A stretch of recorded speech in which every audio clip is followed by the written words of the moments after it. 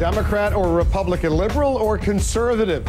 The way you vote may depend less on psychology and more on biology. Let's go to our medical correspondent, Elizabeth Cohen. She's watching this story for us. Some interesting research going on, Elizabeth, especially for our political news junkies who are watching us right now. That's right, Wolf. A lot of us assume our political views are shaped by our parents who we grew up with, or our teachers in school, or the friends we hang out with. But researchers at several different universities are finding it may be rooted in something much deeper, our DNA. That, for example. Oh, yeah. Right. Cool. But that's not just... They look alike, they talk alike, they even vote alike. I probably am pretty liberal. Yeah, you could probably paint us with the same brush.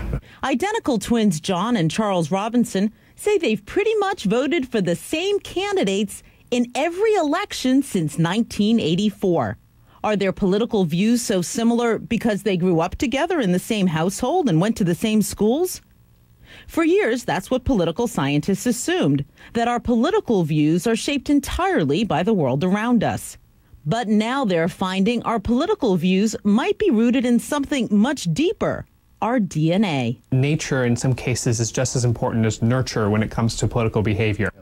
So what's the scientific evidence? First, studies on nearly 20,000 twins found that identical twins who share all their genes tend to share political views much more so than fraternal twins who share only half their genes. Another study, done at New York University and UCLA, shows liberals and conservatives process information differently when playing a computer game.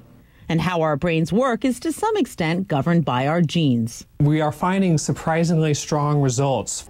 And James Fowler at the University of California, San Diego, has found genes may play a role in whether or not you vote.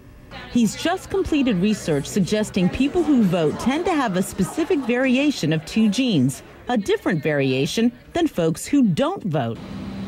Not everyone agrees with these findings. Some experts call it soft science.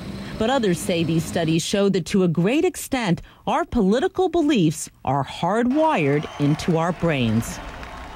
Scientists say they're never going to find a Republican gene or a Democrat gene. They say there are probably hundreds of genes that influence our political views. Wolf? This is one of the variations of the nature versus nurture that we've all been hearing about for so long. Why does it matter where our political views, though, come from?